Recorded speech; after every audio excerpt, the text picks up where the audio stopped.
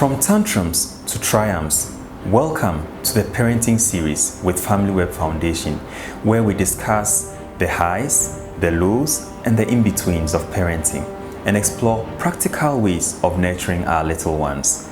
I'm Esei Kanga, a child protection advocate, and I'm excited to share this journey with you. Today's podcast focuses on child rights. Are child rights a new phenomenon?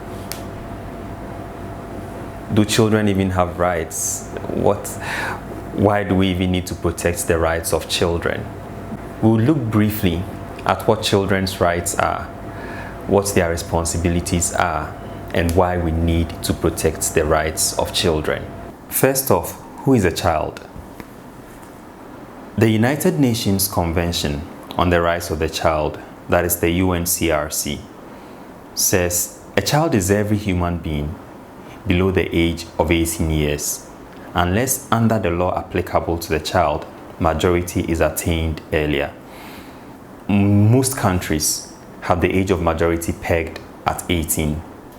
Countries such as Ghana, Kenya, Nigeria, Philippines, Mexico, Chad, the UK, most countries across the world have their age of majority pegged at 18 years.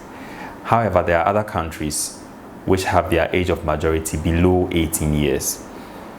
Countries such as North Korea, Myanmar, Cambodia, Vietnam, Saudi Arabia, and Iran all have their age of majority pegged below 18 years. There are others who have years pegged above 18 years. Countries such as Algeria, Egypt, Namibia, Madagascar, Eswatini, Singapore, Thailand, New Zealand. All these countries have their age of majority pegged above 18 years. Now, the age of majority is a threshold of legal adulthood. This means at this age, a person ceases to be considered a minor. A person assumes legal control over their person, their actions, and their decisions. This also terminates the legal responsibilities and control their parents have over them. And as I mentioned earlier, in most countries, it is 18 years. We have a broad understanding of who a child is across the world. We are talking about child rights. What is a right? A right is a legal entitlement to have or do something. It is a claim that is recognized and protected by law. Rights ensure the protection of one's dignity, freedom, and promotes equality. Rights also impose an obligation on others to respect, protect, and fulfill them. Like all human beings, the rights of children must be protected for their well-being. Children's rights are important because children have unique needs. Children depend on their parents, caregivers, for their survival, their development, and their general well-being. This puts a responsibility on parents and caregivers to ensure that the rights of children are protected. To understand children's rights, this is actually very simple. Children's rights are actually responsibilities of parents. Let's take, for instance, the right to life. As a child, it is difficult to defend oneself. As a child, one depends on the adult for their survival. So the child's right to life is the parent's responsibility to ensure that the child's life is protected at all costs. You enroll your child in school. That ensures that the child's right to education is protected.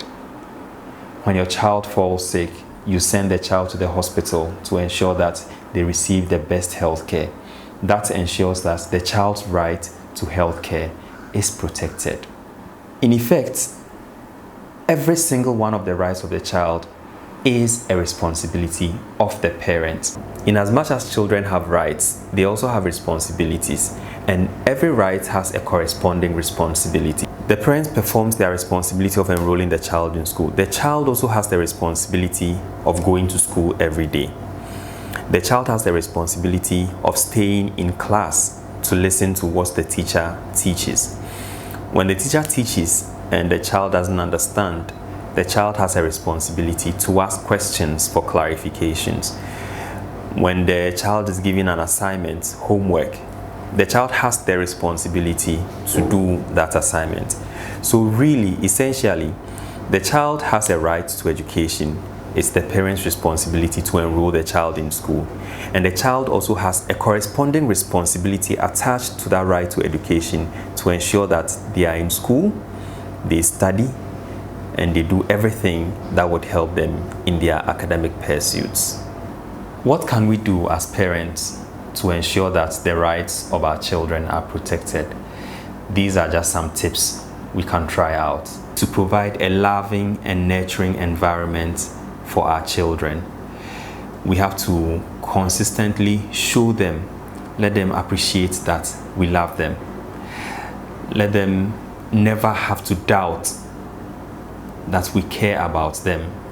We enroll them in school, ensure that we provide all their needs for school, and also encourage them to do their homework when they come back home, help them to set times for studying after school, even ask them questions about what they learned in school and how they think it is going to help them to achieve their future careers. We should also listen to their opinions. Listen to and respect their opinions and their feelings. These help them to learn to understand that their opinions matter, their feelings matter. When they find themselves anywhere, they can easily share views, they can easily share their thoughts without any fear or embarrassment. We also need to protect our children from any form of emotional, physical, or sexual abuse. We can do this by educating them about sexual abuse, what it is, how to look out for signs of potential sexual abuse, how to protect themselves from sexual abuse. I think we may have to do a separate podcast on sexual abuse and how to, not just sexual abuse, but generally how to protect children or how to equip children to protect themselves from all these forms of harm and exploitation.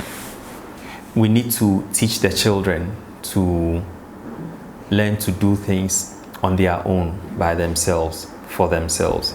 So if your child is dressing up, for instance, and consistently you have to button up for them, every now and then encourage them to button it up themselves. They do it the first time, there may be some mistakes. It's an opportunity to correct them. The more they do it, the more they practice, the better they get at it. So we need to encourage our children to be independent, to be autonomous. This helps them to appreciate that they can also do things on their own for themselves. We also need to set clear boundaries with our children. This also teaches them how to set clear boundaries when it comes to their engagements with others or how others treat them.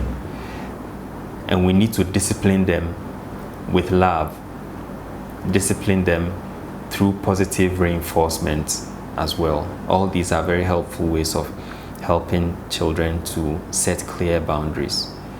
We need to encourage socialization and play. Encouraging socialization and play helps them to learn how to relate with others. It also helps them to learn what they can take, what they cannot take.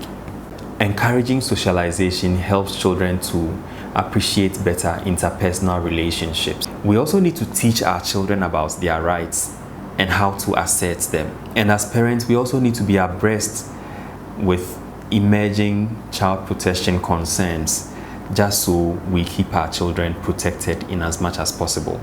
In times of doubt, please seek help from a professional. Try these tips and let us know the outcome. Until next time, it is the Parenting Series with Family Web Foundation.